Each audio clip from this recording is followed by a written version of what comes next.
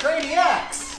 Just caught word from Talbot Cox, i.e. Team Lionel Sanders, that just slightly ahead of time they let me know that Lionel is changing bikes from Louis Garneau to Canyon.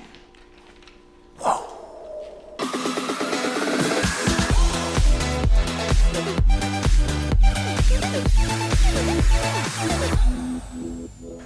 Okay, so now that it's out there in the public, I can talk a little bit about this switch from the Canyon Speedmax. I have to assume that it is going to be Canyon's top of the line, approximately $11,000. It's exciting, Grace, right? Approximately $11,000 tri-bike from the Louis Garneau TR1. Why is this not surprising? Well, A, Lionel wants to be the absolute best he can be. Pete, do you want to? He's looking to shave absolute seconds. He also looks up to athletes like Jan as being the best out there, and that's what motivates him. And knowing that Canyon has won the last 4 Konas in a row is fairly telling. So that's one thing. And then the second thing is that go and look at Louis Garneau's website. I dare you to try and find a tri-bike on there. It just doesn't exist anymore. In addition to that, Canyon is also making a fairly big push into North America.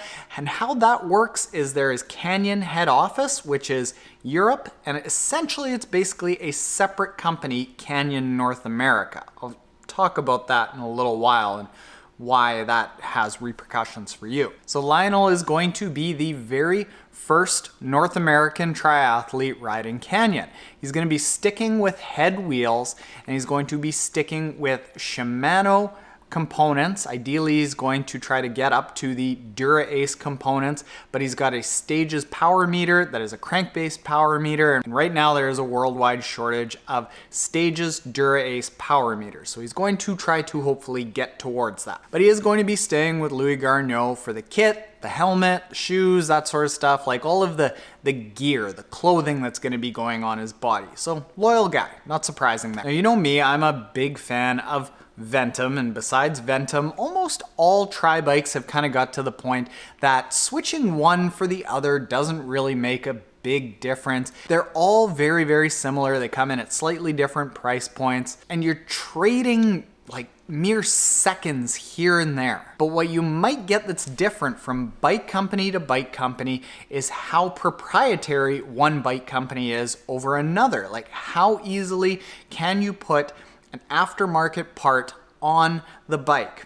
In some cases, you have to buy a $600 tool set just to work on some bikes. In other cases, like Ventum, you can go to Home Depot, and if you lose a bolt in transit, you can go to Home Depot and get new bolts.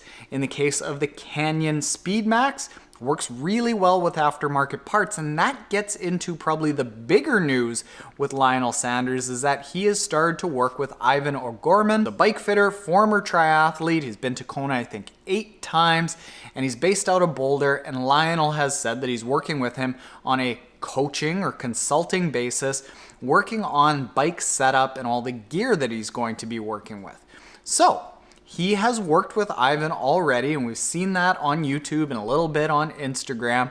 And they went back and forth between a small and a medium frame, decided on the medium frame, and I think that that's fairly appropriate. Lionel's kind of borderline. He's 5'10", but I'm 5'8", and I can actually go back and forth between a small and a medium. So he's a little bit larger. Not surprising that he errs on the side of larger frame between the small and the medium, whereas I go on the smaller because I'm little. Freaking me out, Grace. And this is going to be really nice for Lionel because when we looked at his bike in Kona, it was very slapped together. He had zip ties on things, and he had aftermarket parts slapped onto this. He was trying to zip tie bottles onto the frame, and nothing was integrated. If you look at all of the other pros, they are riding bikes that are completely slick, and likely you can't even see a cable.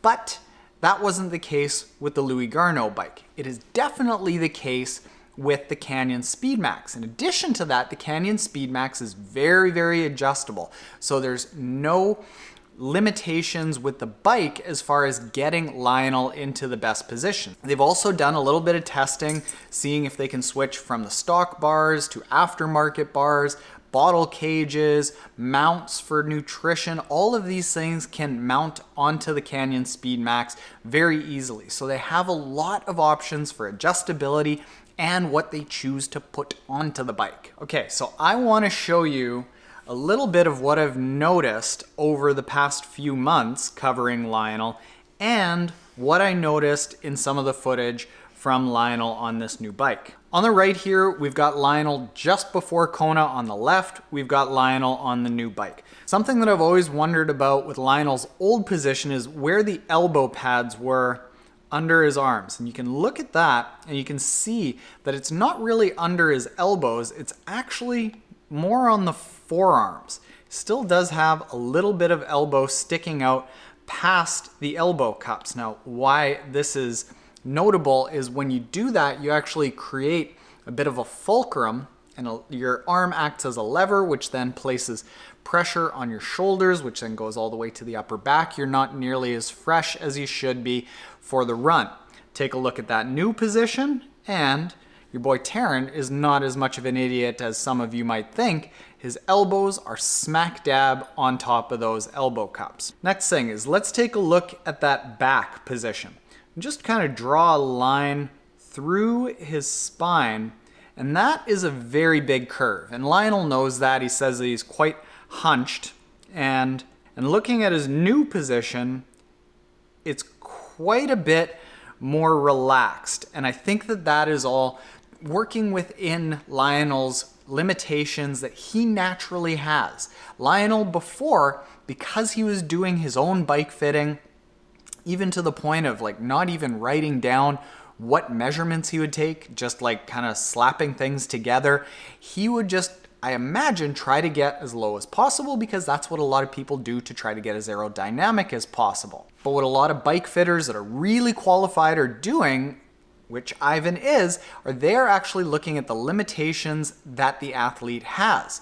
And in Lionel's case, this limitation of having the hunch is a bit of a limitation of upper back and hip mobility. So working within that, probably want to bring him a little bit up, and it might end up actually making him more aerodynamic. Jan Frodeno, when he went to the Canyon bike and spent some time in the wind tunnel, he was actually brought up because they found that it made him more aerodynamic. Don't yet know if that's what's happening with Lionel here, but just having a bike company that is willing to invest dollars at $500 an hour into a wind tunnel or a track, like that is a bike company that is coming to work with you. And then another thing that I've noticed, that it might just be kind of where he is in the pedal stroke, but it looks like they've brought his saddle height up just a little bit. And we'll try to just see what his leg angle is. And it looks like it's just a little bit more open. If we draw that line through his body, you probably see that, yeah, the hip angle is just a titch. We're talking like maybe 2 or 3 degrees, like going from 88 or 89 degrees on the old position to about 90 or 91 degrees in the new position. That might just be where he is at in the pedal stroke, but that would kind of happen as you bring yourself up. Dude, it's disgusting. You're gonna have to blur that, Mel. I was saying good things. If we can make Lionel just as aero on a bike while being more comfortable, it's going to allow him to have a better run. It's going to have an overall better race. Obviously, Lionel hasn't had a lot of time to get on this bike, so we don't know how he's going to perform. Have to imagine that it's going to be just as good, if not better. One thing that I know is that he went out and tried to tackle a KOM, ended up taking it down. And this KOM was on a long hill, and that is often where the stiffness and basically the performance of a bike is really tested, because on hills you tend to move a bike side to side, and if it's not stiff and it's too wiggly, all the power that you're putting into the bike is going to end up going into the flexing of the bike instead of getting you up that hill. Now, of course, the question is going to be, Taren, what do you think about the Canyon? I think it's a perfectly fine bike. The reason that I haven't been gaga about the Canyon bikes, specifically in North America, is because of the availability and serviceability of parts. Like, practically speaking, there is Canyon head office, there is Canyon North America. Canyon North America, I believe, has to buy parts just like any other customer from Canyon head office. And because of this, there is a bit of an issue with the logistics of getting aftermarket parts. If anything ever happens with the bike, serviceability wise, and you need a replacement part, I have heard nightmare stories of people literally not being able to ride their Canyon bikes because they can't get parts. Good bike, going through some growing pains, and that's natural with a bike company that goes from like almost no bikes in Kona to, I think, the third largest bike company in the Kona bike count. So this is very interesting stuff. For the last year, everyone has been saying that Lionel needs a new bike. Congratulations, everyone. You got your wish. Lionel has a new bike. Who's excited? These guys? If you aren't yet subscribed, hit the subscribe button below. There is lots of coverage from pro triathletes like Lionel Sanders.